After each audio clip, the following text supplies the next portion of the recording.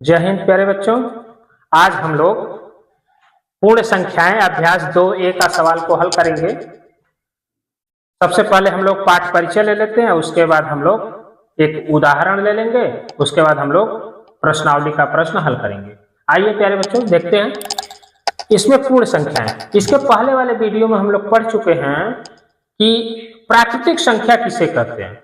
तो गिनती से शुरू होने वाली संख्याओं को हम लोग प्राकृतिक संख्या कहते हैं। आज हम लोग पूर्ण प्राकृतिक संख्या पढ़ेंगे। क्या पढ़ेंगे?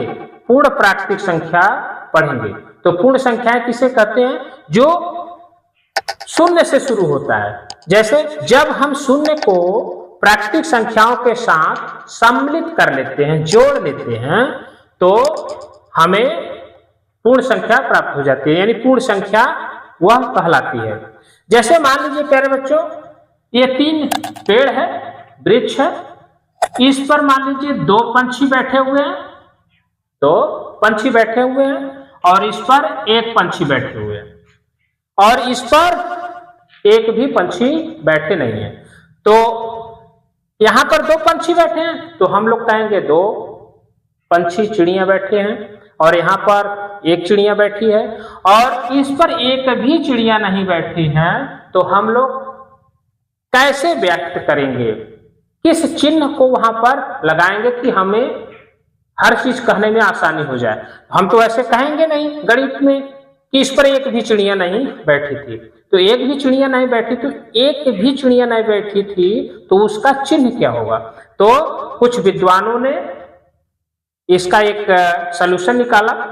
आर्यभट्ट, भारत के आर्यभट्ट ने 0 का आविष्कार किया, ऐसा किताबों में पढ़ने को मिला है। तो आ जाइए देखते हैं प्यारे बच्चों। तो आर्यभट्ट ने कहा जिस पर कोई चिड़िया नहीं बैठी है, या जिससे हम कोई संख्या में व्यक्त नहीं कर सकते, उसे हम वहां पर शून्य लगा देते हैं। तो यहां पर यह कहा गया है, जब हम 0 यानी शून्य को प्राकृतिक संख्याओं के साथ सम्मिलित कर लेते हैं, तो प्राप्त संख्याएं पूर्ण संख्याएं कहलाती हैं। तो अब पूर्ण संख्याएं 0 से शुरू होता है प्यारे बच्चों, 0 से शुरू होकर 1, 2, 3, 4, 5, 6, 7, 8, 9, इस तरह से करते हुए अनंत तक चली जाती हैं, उसे हम पूर्ण संख्या कहते हैं।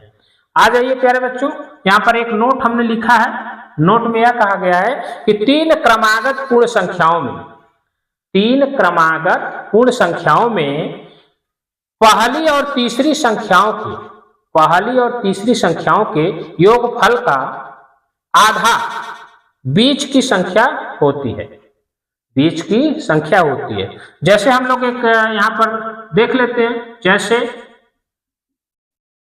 यहां पर लिखते हैं 1, 2, 3, ठीक है प्यारे बच्चों। तो यहां पर 3 गिनती हमने लिख दिया क्रम से, 1, 2, 3। तो अब यह कह रहा है कि पहली और तीसरी संख्याओं के योगफल। तो पहला कौन सा है? ये वाला, ठीक है, और तीसरा कौन सी संख्या? ये वाला। तो 1-3 बराबर 4। अब कह रहा है कि आधा, योगफल का आधा बीच की संख्या होती है। अब देख लेते हैं इसको, एक समझ लेते हैं। तो 4/2, इससे इसमें भाग देंगे तो 2 प्राप्त होगा। तो यह क्या है? बीच वाली संख्या है। क्या है? बीच वाली संख्या, बीच वाली संख्या है। तो बीच वाली संख्या क्या है? यही 2 है। तो एक हम लोग उदाहरण के रूप में सवाल को हल कर लेते हैं। चलिए, 3 क्रमागत पूर्ण संख्याओं में पहली और तीसरी का योगफल 40 है, संख्याएं ज्ञात कीजिए। तो यहां पर हम लोग सबसे पहले प्यारे बच्चों सवाल को हल करते हैं। तो हल करने के लिए सबसे पहले हम लोग लिखेंगे 3 क्रमागत पूर्ण संख्याओं में पहली और तीसरी संख्या का योगफल। यहां लिखेंगे पहली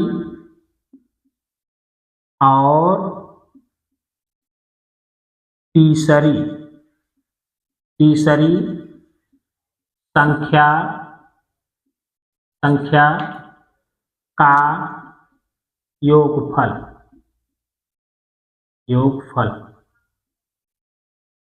प्यारे बच्चों इतना ध्यान दीजिएगा, 3 ठो क्रमागत संख्या है जिसमें पहली संख्या और तीसरी संख्या का योगफल 40 दिया है। कितना दिया है? 40 दिया है।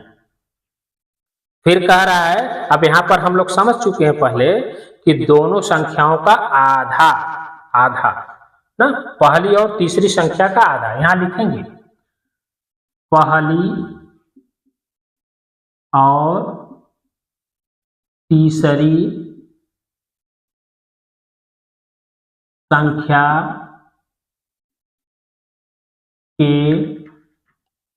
योगफल का आधा। तो योगफल का आधा करने के लिए हम लोग किसी भी संख्या में 2 से भाग करेंगे।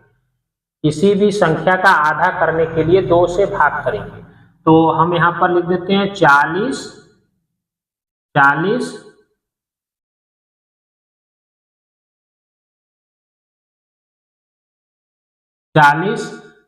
बटे 2। तो अब इसका हम भाग देंगे। तो यहां पर भाग दे के हम लोग देख लेते हैं एक छोटा सा एग्जाम्पल के रूप में।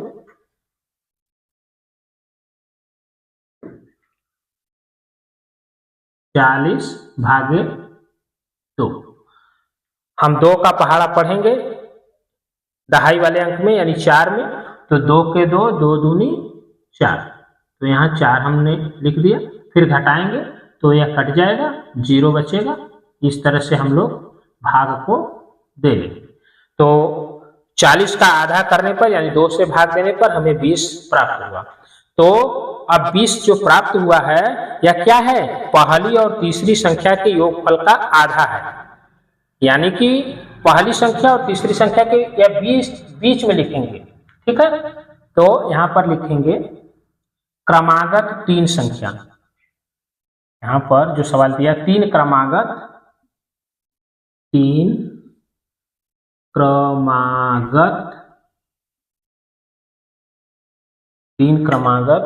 संख्या। 3 क्रमागत संख्या। तो हमने बीच वाला संख्या क्या निकाल लिया? 20। इसके पहले 19 और इसके बाद 21। अब देख लीजिए प्यारे बच्चों, अब हम लोग सिद्ध कर लेते हैं। ये 40 बोल रहा है ना, यहाँ पर देखिए सिद्ध कर लेते हैं, जांच कर लेते हैं। यहाँ पर लिख सकते हैं उत्तर की जांच।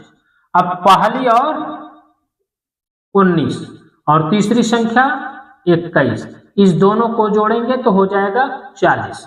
यही 40 है। तो अब हम लोग उत्तर की जांच भी कर लिए। इसका ये अर्थ है कि हमारा जो सवाल है वह सत्य है। तो उत्तर हम लोग लिख लेंगे। उत्तर तो तीसरी संख्या ये 20 जो आया है यही हमको प्राप्त करना था। चलिए, यह तो हो गया एक उदाहरण पाठ परिचय। आइए प्यारे बच्चों, इसको हम लोग इरेज कर देते हैं और इसके बाद पाठ का सवाल हल करते हैं। एक बार आप लोग स्क्रीनशॉट इसका ले लीजिए। उम्मीद करते हैं आप लोग स्क्रीनशॉट ले लिए होंगे। आइए आगे का सवाल देखते हैं।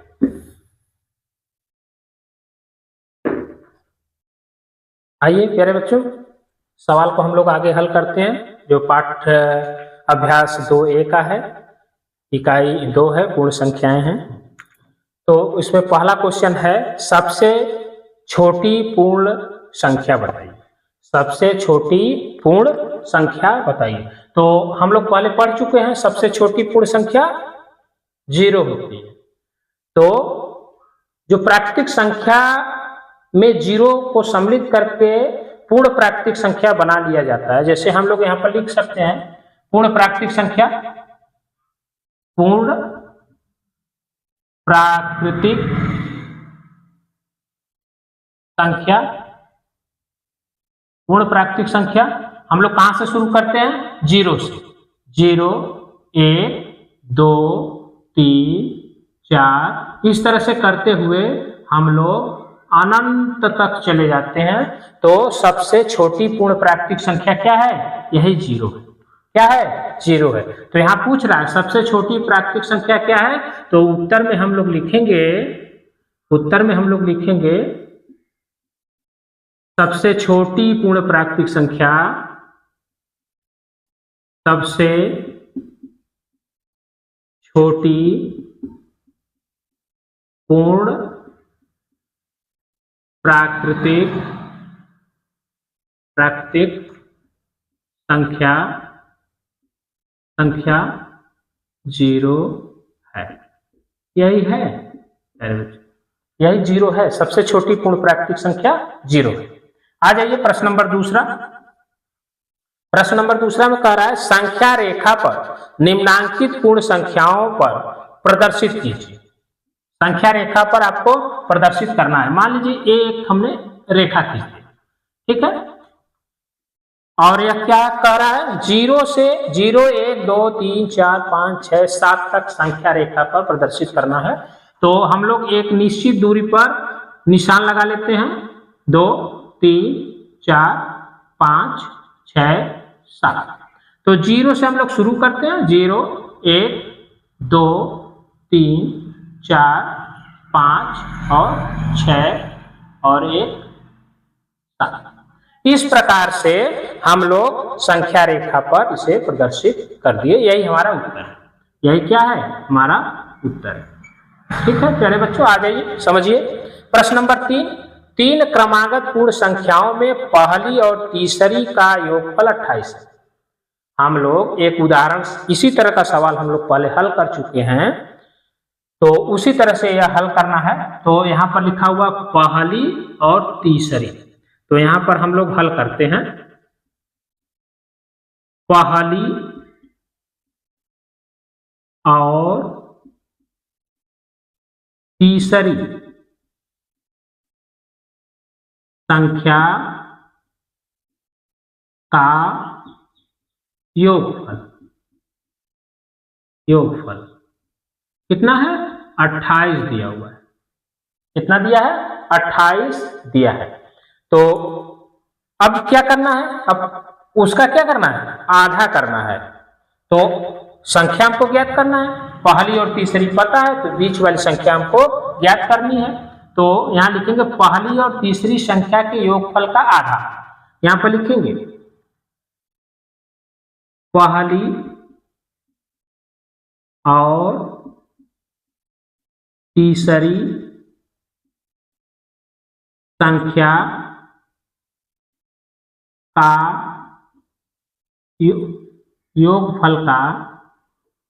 योगफल का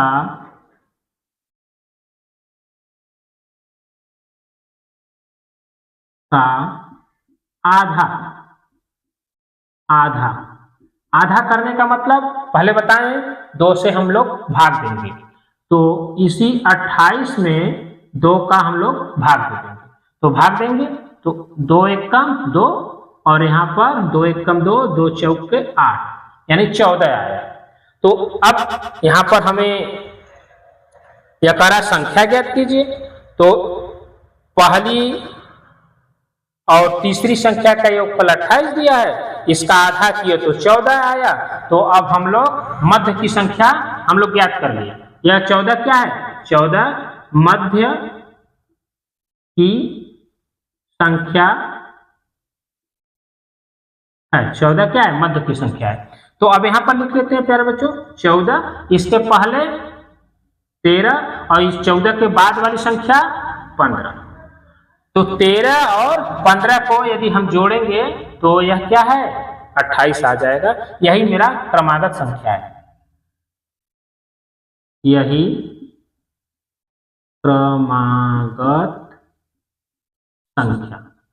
क्रमागत संख्या, यही मेरा उत्तर है। जगह थोड़ा सा कम पड़ गया, चलिए कोई बात नहीं, आप लोगों को अच्छी तरह से समझ में आ गया होगा। आ जाइए, यदि 3 क्रमागत पूर्ण संख्याओं में मध्य की संख्या 39 है तो 3 संख्या ज्ञात करना है। तो यह कह रहा मध्य की संख्या, तो यहां पर लिखेंगे 3 क्रमागत मध्य की संख्या 39 है। हल मध्य की संख्या, मध्य की संख्या 39 है। प्यारे बच्चों, हम पहले बता चुके हैं कि पहली और तीसरी संख्याओं का योगफल का आधा आपका मध्य संख्या होता है। तो यह क्या है? मध्य संख्या ही दिया है। तो मध्य संख्या कितना दिया है? 39। तो 39 के पहले वाली संख्या 38 और 39 के बाद वाली संख्या 40। 39 के बाद वाली संख्या 40। तो यही है, तीनों संख्या हमें ज्ञात हो गया। यही हमारा उत्तर है। यह तीनों संख्या है, यहां लिख लेंगे तीनों संख्या। तीनों संख्या 38, 39, 40, यही मेरा उत्तर हो गया। ठीक है प्यारे बच्चों, आ जाइए। प्राकृतिक संख्याओं के समूह में किस संख्या के सम्मिलित कर लेने पर वह पूर्ण संख्या का समूह बन जाता है? पूर्ण संख्या का समूह बन जाता है। हम लोग पहले ही पढ़ चुके हैं, प्राकृतिक संख्याओं में शून्य को शामिल कर लेने से वह पूर्ण प्राकृतिक संख्या बन जाती है, पूर्ण प्राकृतिक संख्या का समूह बन जाता है। तो यहाँ पर हम लोग लिख लेंगे उत्तर प्राकृतिक संख्या में शून्य को सम्मिलित कर लेने से,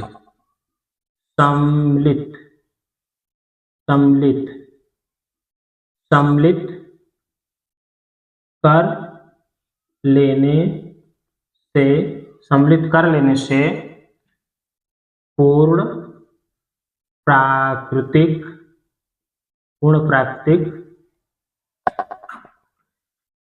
संख्या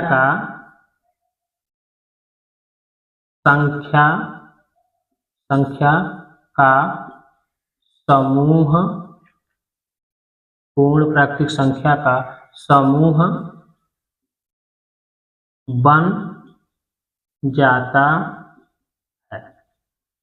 बन जाता है। तो उत्तर में हम लोग लिखेंगे प्यारे बच्चों, उत्तर 0। या 0 सम्मिलित कर लेने से यह हमारा क्या है? पूर्ण प्राकृतिक संख्या का समूह बन जाता है। हम उम्मीद करते हैं प्यारे बच्चों आप लोगों को यह वीडियो अच्छा लगा होगा।